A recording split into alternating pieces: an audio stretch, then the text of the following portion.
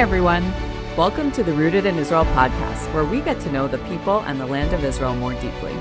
This is Susanna Schild, and this week we'll be taking you to one of our favorite nature reserves, Nahal Prat. Because this podcast is recorded in a natural setting, you may notice the beautiful sounds of the stream rushing in the background. Hopefully it won't be too distracting. Enjoy the show. Here we are at another one of our favorite places. It's a beautiful place with a gorgeous stream called Nahal Prat running through it. It's just one of the places we feel most at peace. It's near Jerusalem, which makes it so convenient for people visiting Israel. It's always one of the first places we bring people. There's a ton of fun adventure stuff to do here, and also really chill parts that are good for kids. What I'm blown away by is the fact that it's Friday morning, not that early. We're by an amazing pool, and again, who knows what people could see, but and it's just totally empty here. That is amazing. Right. Yeah. Truth is, last time we were here, which was just a few weeks ago, there were a ton of people here. Yeah. So it's kind of surprising. So do you want to describe where we are? Just basics. We're in a canyon right now. I do. We're in a canyon right now. Mhm. I just wanted to say a little about Nahal Prat in general. So it's a stream that runs through this beautiful rock canyon. There are several springs along the way, and there's different entrances into this area. That we came in today through the national park entrance, the official national park entrance. And it runs. Let's say we're a little bit east of Jerusalem. Right. Okay. It goes to Yericho. And it goes all the way down to Yericho. That's right. We're in Yehuda right now, right? And there, like you were in the middle of saying, the Judean Desert. We are in the Judean Desert. And there are some beautiful springs along the way. Right. So the main one that most people know about is a little bit further, let's say up right now. Yeah. It would be towards Jerusalem. That one is called Ein Prat. So that if you go in through the national park's official entrance, you can turn left, and then you can get to the source of the spring, Ein Prat. You can also, I think, check out the monastery there. You can at least look at the monastery. I'm not sure if you can go in, but that's just a great place to do. And you could do wall climbing also, if that's rock climbing. Yeah. We saw some people this morning with all their gear and their helmets. Mm-hmm. Really cool. Mm-hmm. So that's what's really nice about this place is that it's kind of quiet over there, but then you can go for this more adventurous hike. If you just continue, it actually goes for quite a distance. Well, if you're in the opposite direction. Exactly. Right? In the opposite direction. And you'll pass by several lesser known springs along the way, I'm pretty sure. But the one that you just told me reopened today is Ein Mabua. Ein Mabua, yeah. Right. So that's really cool. Well, Ein Mabua, we might want to mention what's fantastic about Ein Mabua. It sort of is in a constant state of filling up and emptying out. Right. So, and I don't remember what the cadence is, but it's it's very cool. Yeah. So the entire spring fills up. Yeah. It's a huge spring. And then it all empties out. Yeah. The mystery is, where did the fish go? Because they're right back when it fills back up. I don't remember that. Yeah, sure. Really? Yeah, they get into all the cracks and I totally don't remember that. Mm-hmm. So that's further east. That's further downstream. Yeah. That's one piece that we love. So we've discussed sort of upstream is the main park's entrance. Downstream is Ein Mabua. Right. And then in the middle, something that we love to do also is, why don't you let us know? Ein Shacharit. You just won't say. I feel like I'm a little kid filling in the blanks in a storybook. Ein Shacharit, super cool. That you can actually hike almost straight down to it without going in the official national parks entrance. Mm-hmm. And it's a really fun rock ledge over a deep pool of water. So it's kind of scary for sure. And maybe we'll go there today. Scary from the perspective of you jump down into it, and jumping down into it can be a little bit scary. That's the important part. The good thing is that there's always somebody who did it before you. There's usually people there, usually young men. Remember that time we saw Shepherd? Yeah. Come down He was up on a cliff, really, really high up, way, way, way higher than anybody should be allowed to jump into this spring. And he jumped from up there. He did like flips along the way. Yeah. That was really cool. Yeah. So the thing is, it's not scary when you just walk it. That's not scary. No. Not scary. Not scary, but jumping in, like I was thinking maybe we'll go today. And I'm thinking, oh, that's going to be scary. Even for me, even though I've done it a few times, every single time standing there, it's like, I hope I don't, smash my head. But people don't, and people survive, and it's really fun. Yeah. And you don't have to do that. No smashing heads. There's tons of waterfalls along the way here, tons of pools and places to get fish pedicures. That's my favorite thing. You hop in the water, the fish start nibbling at your feet. It doesn't hurt. It just tickles. I love that. But past Ein Mabua is Ein Kelt also, which is like, remember you go in through Mitzpeh Yericho, I think over there. There's like a lookout. And then you go down to Ein Kelt. We only did that one time. That's really beautiful. Yeah. I don't know what the story is on that now because we haven't been there in a while. But basically what we're talking about is this amazing river through the desert that runs year round, fosters a ton of life around it. So there's always mint and reeds and... The flies are attacking you. There's flies. There's mosquitoes sometimes. So there's all of that, just this beautiful river running through. The whole time. Also, what's really fun is to see like the little crabs that hide in the water, and there's beautiful flitting dragonflies and butterflies. Right. Have we seen ibex here and gazelle? I believe so. I think we have. Yeah. You can definitely see like a flock of passing goats, but that's mainly in the early morning or later in the evening. Yeah. So most people though never really see this part of the Nahal, this part of the river, because they just sort of hang out at the main entrances of the Nahal. Yeah. People have that tendency in parks. It's like you go in and it's like, oh, this is really pretty. And there's a lot of people here. I guess is the place to be. Right. And you just sort of park yourself. But we've never been ones to do that. So I remember the first time we came here, I think it was with my sister. We got to the first main area and there were 1 million people. It must have been the middle of the summer. 1 million people in that shady part where there's streams and picnic benches. They were barbecuing. It was loud. It was smoky from the barbecue. It was crazy. And then we continued, and just like, a 5-minute walk away, it's as if you're in this magical oasis of peace and serenity. Right.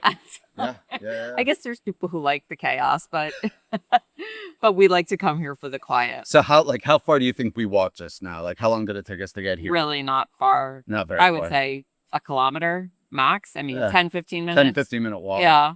Huge pool. Yeah. Running water, little waterfalls. Oh, look, somebody's here now. Yep. Yeah. Running little waterfalls, and it's just very, very beautiful. Yeah. So, obviously, because there's so much water in the desert here, so that's attracted people, I guess, throughout the ages. One of the things that is really interesting about this place is the fact that there's so much water in the middle of the desert, and we had learned a while ago that. It says in the Torah, Nahal Prat, and normally that's understood to be a Nahal, a major Nahal, way up north, potentially in like Lebanon. A stream, the Euphrates. Some people say it's the Euphrates River. Right. But you have learned something that maybe that this is actually. Yeah, right. Absolutely. It's not something. I think it's probably, at least around here, the predominant approach at this point, because Yirmiyahu, Jeremiah, the prophet, was from Anatot, which is right near here. Like ancient Anatot is near here. And he went to Nahal Prat, which is obviously this Nahal Prat, probably not the Euphrates, very far away. And that is where he had some of his prophecies. And that is where in the Torah, God tells him to put a linen belt under a rock in the stream and to come back several months later and see what has become of it. And that is sort of, a parable that he's supposed to learn in order to instruct the Jewish people how to repair their sinful ways, et cetera, et cetera. And that could have happened right here. It probably did. It really very likely did, because as I said, we're right near biblical Anatot. You can actually, we haven't done this, but there are ruins around, tells, ancient things, ancient towns, I guess you would call them. I think, did we come through Almon Anatot to get here today? Almon. Yeah, I think it's called officially Almon Anatot. I'm pretty sure. Yeah, Almon. But that's modern day. That's modern, but I think they, if I remember correctly, I could be mistaken, but they added on Anatot to sort of bring it back to the fact that this is where that happened. Right. And I mean, it is so clear. I guess, it's Jeremiah could have lived anywhere for a number of reasons. I don't know enough about it to know why, Yirmiyahu lived right here. It is close to Jerusalem, so that would have been a good reason. He's a Kohen. He's a Kohen. Yeah. But like, it's very clear why anybody, meditative, thoughtful would come to a place like this. It's just such an inspiring place. The rushing water. I think everybody has that experience that the sounds of water, whether it's like the ocean or rushing water, just put you in a place of like peace and, feeling like the world is a much greater place than yourself, and being able to really calm yourself and get back to that oneness. Yeah. And Yirmiyahu wasn't the only one. There were people after him who came here and found this place to be sort of like a spiritual refuge, away from the hustle and bustle of daily life. That's why there's still that monastery right here in the... There's two monasteries, right? There's a monastery on each end, I'm pretty sure. Yeah, I'm fairly certain. And Haritun made his first monastery here. Haritun, who was a Byzantine era monk. And we love going to Nahal Prat, which is where his, I guess, more famous monastery was. Right. But I think first he was here, and his followers followed him here, as they tend to do. And then he moved to Nahal Prat to escape. Yeah. All the noisy monks. Yeah. I mean, it's very interesting that just everything about this place, the water, the sounds of the water, the sounds of the bugs, everything makes this place sort of feel like it's not part of the everyday landscape of 100%. Yeah. It's like you're disconnected. Right. Even if, it's like you could go on a 15-minute hike here. You also don't usually have cell phone reception. Right. They didn't have it back then either. No. And it's just like, you kind of just feel like you're in your isolated world. Yeah. And you almost feel like you really could live here, find sustenance here. Like we said, there's figs. Right. There's mint. That's not much sustenance. There's water. There's fresh water. There's fish. Right. And it feels like you need nothing more. There's caves all around in the walls of the canyon. Even in the heat of the summer, there's ways to get shelter. 100%. Like, we're here. It's a pretty hot day in late June, and it's right where we are right now. Cool. I'm a little bit wet because I went in the water, but you can escape from the heat. One side of the canyon or the other, be in the shade. Yeah. Looks like we have some. Yeah, we have some people coming to swim, so it might get a little noisy. That's okay. Yeah. I mean, it's really just very, very beautiful. I wish people could really get a sense of what this place looks like. There's butterflies, birds, and just this white canyon with the beautiful water rushing through it. You're very good at descriptive. Maybe you seem to be good at it too. Today we saw like a tall, dry reed and like 4 birds that looked a little bit like sparrows, but were not sparrows. Something a little more unusual, sort of perched there, and they all flew away at once. It was just the most beautiful thing. Yeah. And another thing that's really cool about Nahal Prat, we've had the opportunity to hike here in the winter. Oh my gosh, it's amazing. Like, there's tons of flowers that you would never expect to see. You're literally in the middle of the desert, and there's just all sorts of wildflowers everywhere lining the canyon because of all the water. Yeah. So, I mean, and what's so interesting about this place is that it's so accessible, right? I mean, there's, there are big rivers up north, but down here, so close to Jerusalem, to have this amazing place. Exactly. Yeah. I feel like we could just come back here again and again. No, like, it's the water hike that you can come to, find a place to be by yourself. Right.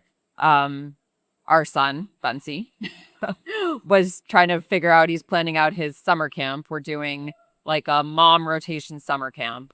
So we decided together that one of the days we're going to take the kids to Nahal Prat. Yeah. So close to easy. And so much fun. Right. And there's just pools for every age. There's shallow pools and deep pools and little wading pools. Yeah. Exactly. Yeah. All right. Amazing. So how many things you could do here besides the hiking and the swimming and the climbing? It's really amazing.